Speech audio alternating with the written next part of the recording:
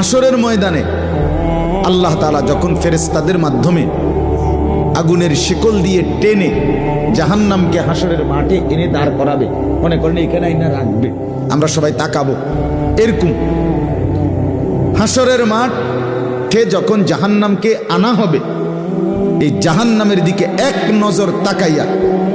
হাসরের ময়দানের সমস্ত নাফরমান পাপী বেঈমান আবারও বলবে আল্লাহর কাছে, রব্বানা আখিরনা ইলা আজালিন করিব, আল্লাহ একটু সময়ের জন্য দুনিয়াটা আবার ফেরত দেন, হায়াত আবার ফেরত, সময়গুলো আরেকবার দেন, আরেকটু সময় দেন, নজিব দাওয়াতাক, আপনার সব কথা তখন মেনে নেব, অনাত্তাবিউর রসুল,